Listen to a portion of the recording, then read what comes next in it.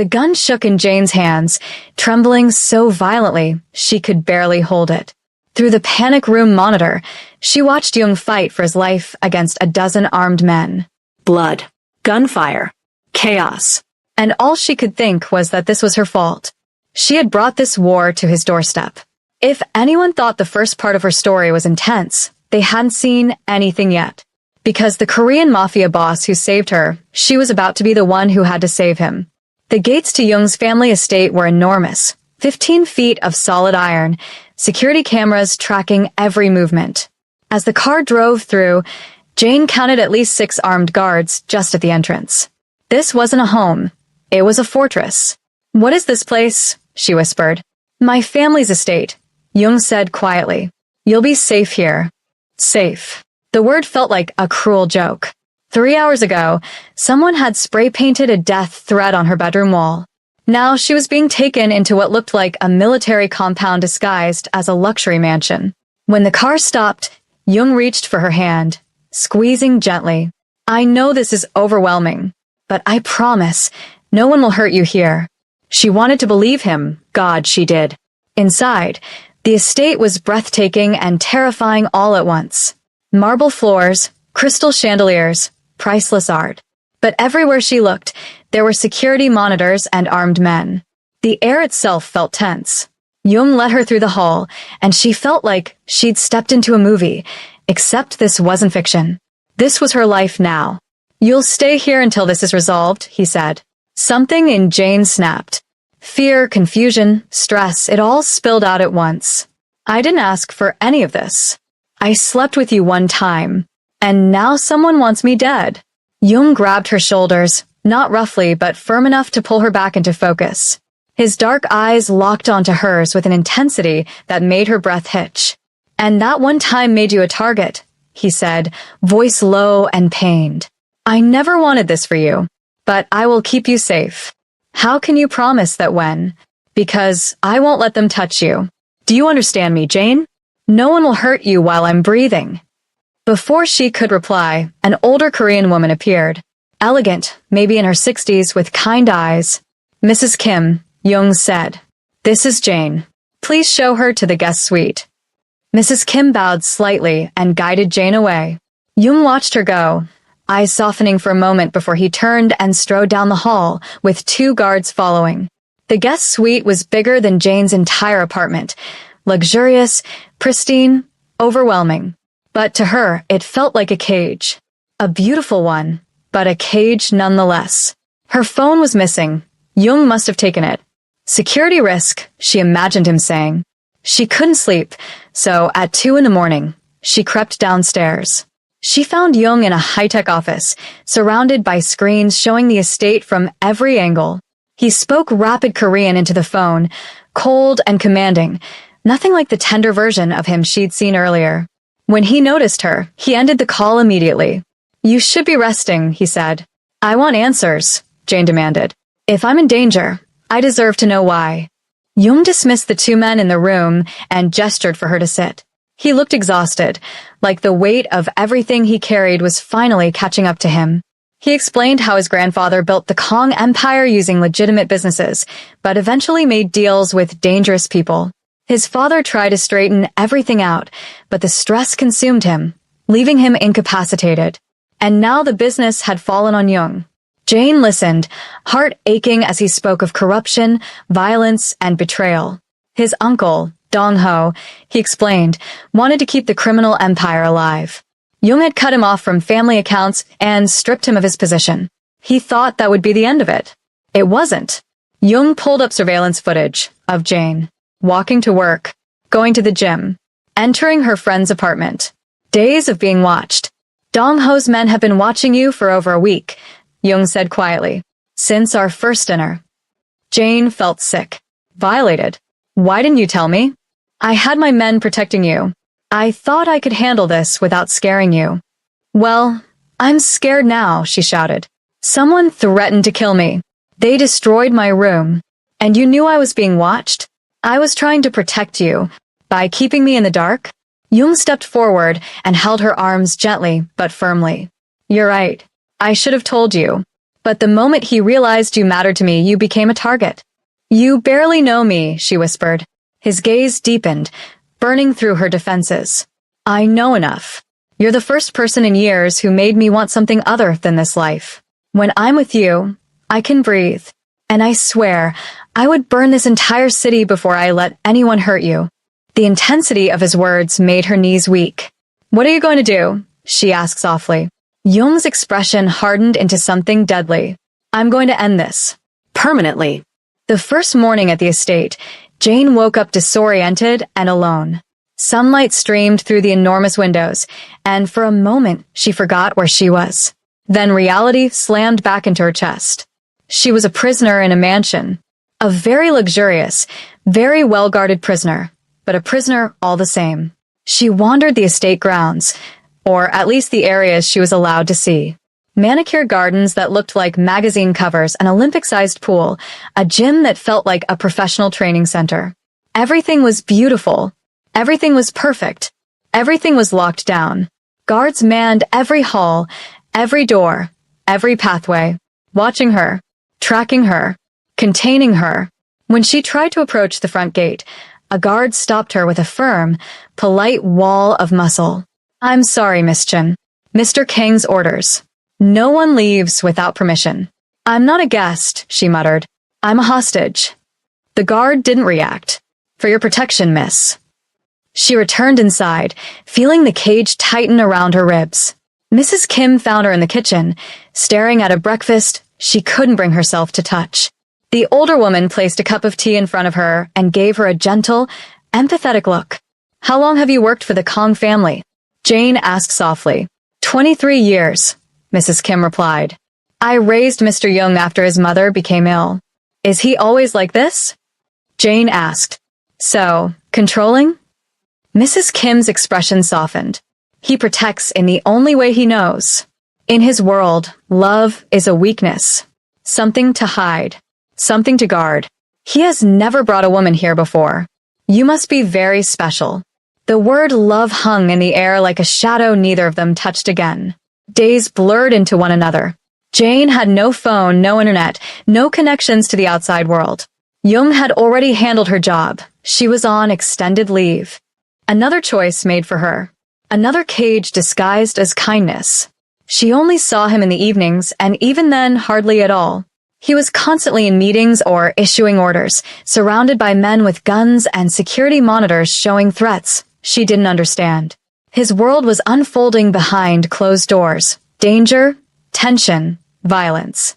On the fourth night, she'd had enough. She found him in his office, tie loosened, exhaustion etched into every line of his face. I need my phone, she said from the doorway. I need to tell my job something. I need to tell Monica I'm okay. I already handled your work situation. Jung cut in without looking up. And I've been updating Monica. She knows you're safe. You can't just control my entire life. Jung's head snapped up. His eyes were sharp despite the fatigue. I'm keeping you alive, Jane. There's a difference. Is there? She stepped inside. Because right now, I'm trapped in a house I can't leave, cut off from everyone I love, and I don't get a say in anything. That sounded a lot like control. Tension rippled through him as he stood. Would you rather I let you walk out that gate? Back to your apartment where Dong Ho's men can grab you? Back to a phone that can be traced? Back to being an easy target? I want my life back. You can't have it. His voice rose to match hers. Not until this is over. Not until you're safe. They stood there, both breathing hard, fury and fear knotting between them. Beneath all the anger was something fragile but unmistakable, how much he cared for her and how much she feared what caring for him would cost. I'm going for a swim, she whispered, turning away. Jane, just leave me alone. The water was warm, soothing. She swam until her muscles burned, trying to drown her thoughts. But thoughts were all she had left. She was falling for Jung. Against every ounce of logic, against every single warning sign, she was falling. But the world he lived in, the danger, the suffocating protection, she didn't know if she could survive it. May I join you? Jane turned to find Jung standing at the edge of the pool, jacket discarded, sleeves rolled up. He looked wrecked. Human. Real. She nodded. He dove in, and for a while they swam in silence, separated by nothing but water and everything that terrified them. Eventually, Jung drifted closer, treading water near her. "I'm sorry," he said quietly. "For what?" "For all of this. You're right. I've been controlling everything. But I don't know how else to protect someone. Control is the only form of safety I was taught." The honesty cracked something inside her anger. She moved to the pool steps with him, settling into the shallow water, listening as he talked. Really talked. He told her about growing up in that mansion, watching his father break under the pressure of the criminal legacy, about his mother's stroke, about wanting to be an architect, to build something beautiful instead of managing an empire built on secrets and violence. "I never wanted this life," he murmured. "I wanted to draw blueprints, build things that last." "It's not too late," Jane said. "After this is over."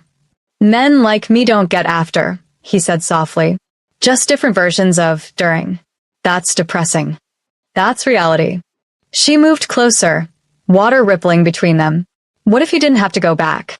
What if you could walk away?" Jung stared at her, something raw flickering in his eyes. "What if you didn't have to go back either? What are you saying?" He edged closer, heart pounding just beneath the surface. "Stay with me," he whispered. "Not like this. Not as a prisoner. But by choice. Build something new with me." "Jung, you're asking me to give up everything for a man I barely know." "Yes." No hesitation. "Because I've never felt this way. You make me want to be better. To deserve a life beyond this house." They were inches apart now. He reached up and cupped her face, water dripping down his arm. "Tell me you don't feel this too." She couldn't, because she did. Every terrifying, impossible part of it. Just as she leaned in, just as his lips brushed the space between them, a guard sprinted out of the house. "Mr. Kong." "Sir, we have a situation." Jung's jaw clenched as the moment shattered. "What is it?" His voice dropped into lethal calm. "Breach on the north wall. Multiple contacts. They're coming." Jung shot out of the pool, water streaming off him. He turned to Jane, fierce and focused. "Get inside. Lock your door. Don't open it for anyone but me." Jung, what's? Now, Jane. He was gone before she could respond, sprinting toward the estate with guards rushing around him. And then she heard it. Gunshots. Distant at first. Then closer. They had found them. Jane ran barefoot across the wet stone, her swimsuit clinging to her skin, and a towel barely hanging around her shoulders. Gunshots cracked through the air, sharp bursts that made her flinch with every step. She reached the house just as Mrs. Kim threw open the door, her normally calm face pale but composed. "This way, quickly." Jane stumbled inside. Glass shattered somewhere deeper in the mansion. Men screamed. More gunfire followed, louder, closer, violent. "What's happening?" she gasped, her voice trembling.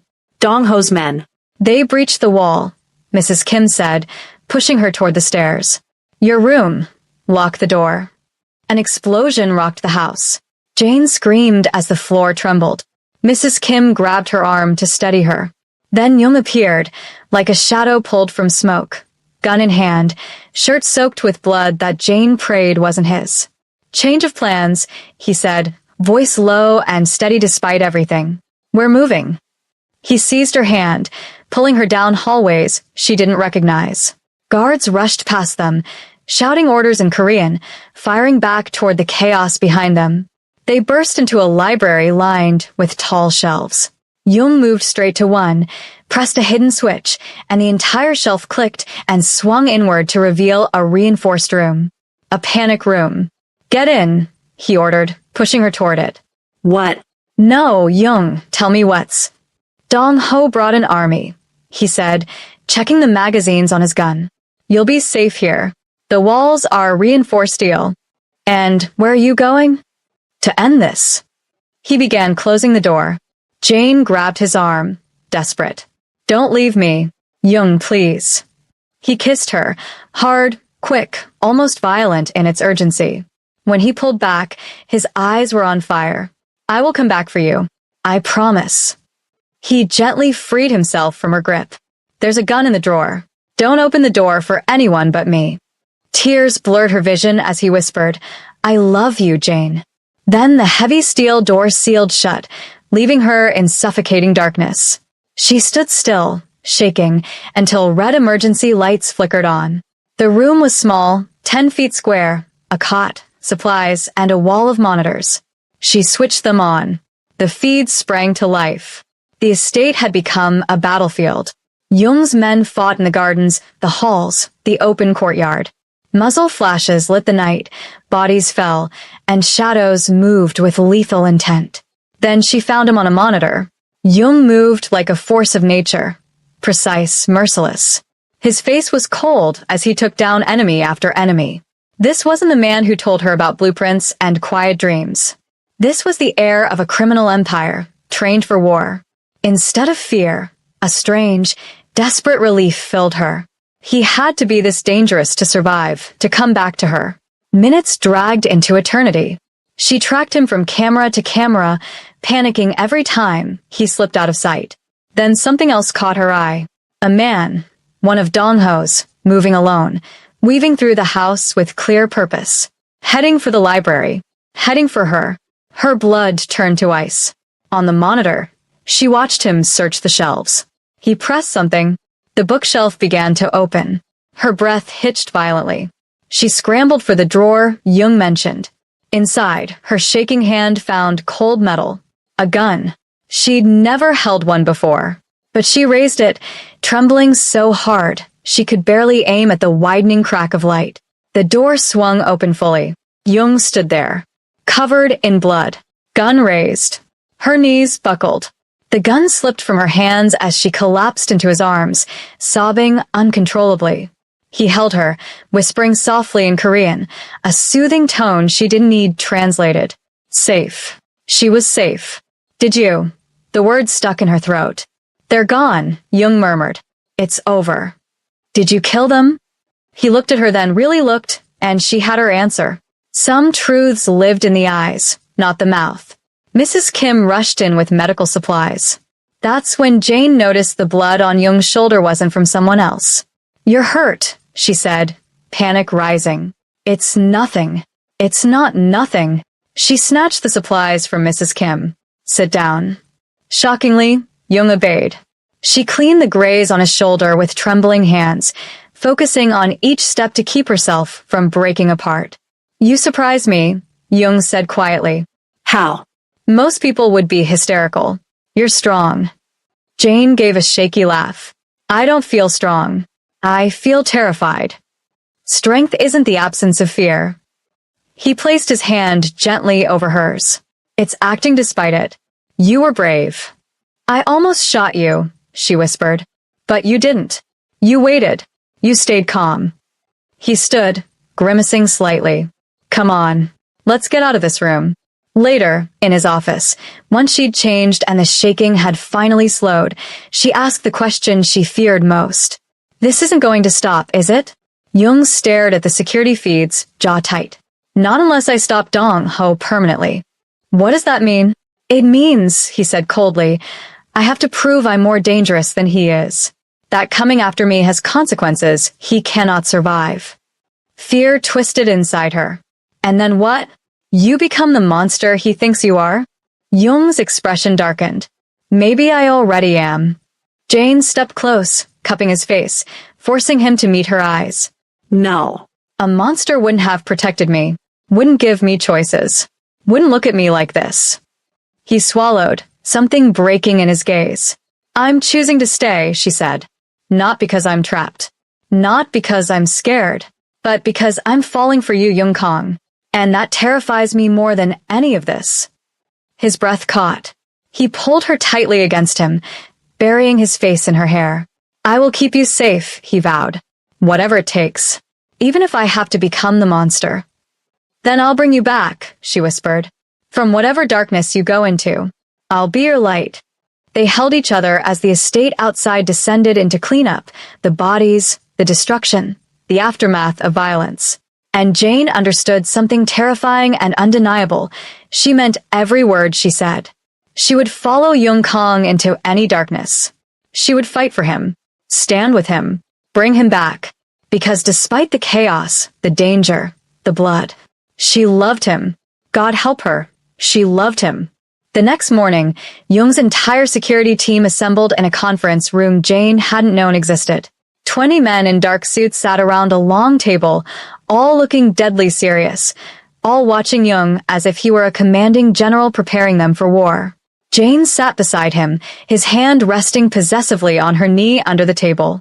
Lee, Jung's second-in-command, an intimidating man in his 40s with a scar that ran from his jaw to his collar, stood at the head of the table with maps and photos spread out in front of him.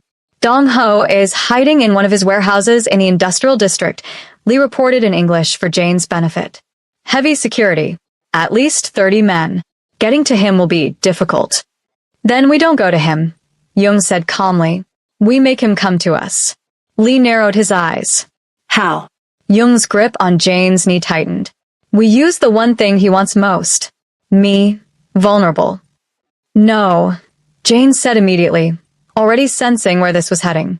Whatever you're thinking, absolutely not. The room fell silent. No one ever told Jung Kong no, except her. Lee cleared his throat. Actually, Miss Chun, that isn't a terrible idea. Dong-ho knows you're important to Mr. Kong. If you appeared in public, seemingly unguarded. Absolutely not. Jung cut in, his voice cold. Find another way. There is no other way, Lee insisted. Dong-ho is in hiding. He won't come out unless he thinks he can land a killing blow. And his killing blow is her. Jung stood so abruptly his chair scraped backward. Everyone out. Now. The men obeyed instantly, leaving only Jung, Lee, and Jane in the room. I won't risk her, Jung said as soon as the door closed. You already are, Lee replied evenly. Every day she stays here, Dong-ho plans his next move. Last night proved he knows where she is. He'll keep coming. The only way to end this is to end him. He's right, Jane said softly. Both men turned toward her. Jane, no, Jung protested. He's right, she repeated.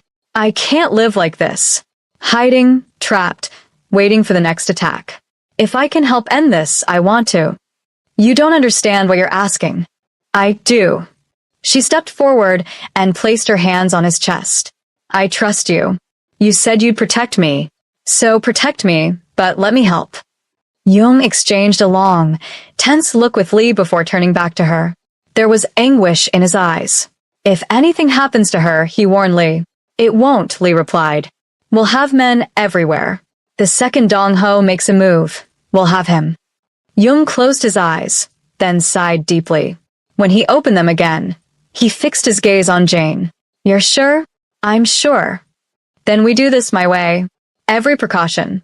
Every safeguard. Lee nodded. Agreed. Jung pulled Jane into his arms, holding her tightly. Against her hair, he whispered, If this goes wrong, I will never forgive myself. Then don't let it go wrong, she whispered back. Over the next 3 days, Jung trained her. Self-defense basics, how to fall without injuring herself, how to run, where to hide, how to recognize a threat in a crowd. It was rough, exhausting, frightening, and strangely intimate. Again, Jung said as she practiced a defensive move. She executed it perfectly this time, using his momentum to pin him against the wall, her body pressed to his. Like that? She asked breathlessly. Jung's eyes darkened. Exactly like that. The tension between them snapped. His hand slid to her waist, pulling her closer until there was no space between them. Jung, she whispered. He kissed her hard, with hunger and desperation, as if he were memorizing her. When they finally broke apart, they were both panting. Promise me something, he said, pressing his forehead to hers. Anything. Promise that after this is over, you'll still be here, that you won't run from me from this life. I promise, she whispered, and she meant every word. At night, they ate dinner alone together. Jung opened up to her in ways she'd never expected. He spoke about his childhood, the suffocating pressure, the weight of the family business crushing his father until he became a shadow. He spoke about the future he once wanted. I never wanted this life, he admitted one night. I wanted to be an architect. Build something beautiful instead of managing an empire built on blood. You still can, she said. After this, start over. Build something new. Jung shook his head with quiet sadness. Men like me don't get after, Jane. We get different versions of during. That's not true. You can walk away. Can I? He reached across the table and took her hand. Even if I could, would you come with me? Could you love a man with my past? With my sins? I already do, she said softly. His breath caught. What? I love you, Yongkang. I know it's fast. I know it's crazy. But I do. His chair crashed to the floor as he stood. He crossed the space in 2 steps, grabbed her, and kissed her like he'd been holding his breath for weeks. I love you, he murmured against her lips. God, Jane, I love you so much. They made love that night, slow and intense, nothing like the first time. This time it was about choosing each other, claiming each other, promising something wordless and powerful. Afterward, tangled together under the moonlight, Jung traced patterns on her skin. When this is over, he said quietly, I'm going to take you somewhere. Anywhere you want. Italy, Paris, Tokyo, anywhere we can just be us. I'd like that, she whispered. And then I'm going to ask you properly. With a ring. With flowers. With. She placed a finger over his lips. Ask me now. He smiled sadly and shook his head. No. I'm going to do this right. After. When you're safe. When I'm not covered in blood and you're not running from gunfire. I'll court you properly. Meet your family. Build something real. We already have something real. Then let me make it official. The right way. He kissed her forehead. But remember this, you're mine, Jane Chen. And I'm yours. Nothing will change that. The day of the plan arrived too fast. Jane had barely slept, her stomach twisted in knots despite Jung's constant reassurances. He helped her get dressed, jeans, a simple blouse, comfortable shoes she could run in if things went wrong. His hands were gentle as he fastened a wire beneath her collar. I'll hear everything, he promised. Every word, every breath, and I'll be watching you from 3 different angles. I'm scared, she whispered. Jung cupped her face, forcing her to meet his eyes. Good. Fear keeps you sharp. But Jane, his voice softened, I will not let anything happen to you. I would die before I let Dong Ho touch you. Don't say that. Then follow the plan. Stay where we can see you. And if anything feels wrong, you run. You run, and you don't look back. She nodded. They had chosen a busy outdoor shopping district, public enough to look normal, but controlled enough for Jung's men to hide in plain sight. Jane would walk, browse, have coffee. If Dong Ho took the bait and sent an extraction team, Jung's men would intervene, capture one alive, and force him to reveal Dong Ho's location. Jung drove her himself, his hand never leaving hers. 2 guards sat silently in the back seat. Remember, he said as they neared the drop point, you're just shopping. Normal Sunday. Don't look for threats. That gives you away. Just be you. And if something goes wrong, it won't, he murmured, though his clenched jaw betrayed his fear. Jane stepped out 2 blocks away and immediately felt exposed, as if a giant target had been painted on her back. I see you, Jung said calmly through the earpiece. You're doing great. She walked through the mall, past boutiques, past cafes, doing everything she could to look casual. She tried not to notice the guards on rooftops or the men pretending to be shoppers. 20 minutes passed. Nothing. She stopped at a cafe, ordered a coffee, sat outside. Pretended to scroll on her phone. Still nothing. Jung murmured in her ear. He might not take the bait. Relief flickered, then died as she saw him. A man in a blue jacket watching her openly from across the plaza. Blue jacket, she whispered. 3 o'clock. I see him, Jung replied, his voice turning hard. Stay calm. The man began walking toward her. Jane forced her breathing to remain steady. He was 10 feet away when a black van screeched into the plaza, door already sliding open. The man lunged and 2 more appeared from nowhere, grabbing her before she could scream. She fought. Every move Jung had drilled into her. But 3 men were too many. Jung, she screamed. Gunfire exploded around her. Civilians ran. Chaos erupted. She clung to the van door frame, but a fist slammed into her ribs, and she lost her grip. Through the chaos, she saw Jung running toward her, face carved with pure murder. Their eyes met for one burning second. Then someone shoved her inside. The door slammed. The van peeled away. She saw Jung through the tiny window, still running after her, firing, roaring her name. A bag went over her head. Everything went dark. Inside the warehouse, the bag was ripped away and Jane blinked at the grim emptiness of the space.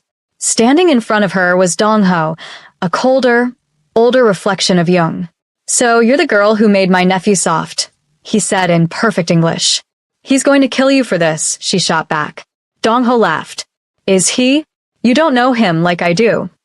When he ordered a camera set up in front of her, dread twisted through her. "What is that?" "Insurance," he said. "He's tracking the wire. He's watching." "No, don't." He slapped her hard. He lifted a knife. "I'm going to teach him that love is weakness." And just as he raised the blade, the lights went out. Gunfire tore through the dark. Men screamed. Bodies fell. Emergency lights flickered on in red, and Jung stood there, moving through Dong-ho's men like a force of nature. Lethal. Precise. Terrifying. He reached her, cut her restraints. "Are you hurt?" "Behind you," she gasped. He turned and fired without looking. "That's my girl," he breathed when she disarmed another attacker for him. They moved together toward the exit as Jung's team flooded the warehouse. Then Jane saw Dong-ho running. "He's getting away." Jung's face darkened. "Get her out," he told Lee. "Jung, don't leave me." But he was already chasing Dong-ho. Outside, a single gunshot echoed. Silence followed. Jane screamed his name and tried to run toward the warehouse, but Lee held her back. Jung finally appeared in the doorway, covered in blood but alive. She ran to him. "Are you hurt?" "It's not my blood." "Dong-ho?" "It's over." Before he could say more, police sirens approached. "I turned everything in," Jung said. "Every crime. Every name. I'm done." At the hospital later, while doctors examined her, Jung returned with exhaustion in his eyes. "Dong-ho is alive," he said. "Barely, but alive. I didn't become him, Jane, because you asked me not to." She felt relief crash through her. "But you," Jung swallowed. "You were shot." She looked down at the bandage she'd barely noticed. "You pushed me out of the way," he whispered, voice breaking. "You took a bullet meant for me." "I love you," she said simply. "That's what you do for people you love." Jung's composure shattered as he buried his face against her hand. "I almost lost you," he choked. "You didn't." Then he lifted his head, eyes fierce. "Marry me?" Jane blinked. "What?" "Marry me. I'm not waiting. Be my wife. Build a life with me. Grow old with me. Marry me." She laughed through tears. "Yes. Yes, you beautiful, impossible man. Yes." He kissed her, trembling with relief. 6 months later, Jane stood in a simple white dress as Monica adjusted her hair. "I still can't believe you're marrying a former Mafia boss," Monica said, smiling. "Former," Jane emphasized. Jung had kept his word. The Kong Empire was now clean, legitimate. He had enrolled in architecture school. They had moved into a bright apartment filled with hope. At the ceremony, Jung stood at the altar. His expression when he saw her made her breath catch. Their vows were simple, heartfelt, full of promises to love, protect, and build a new life together.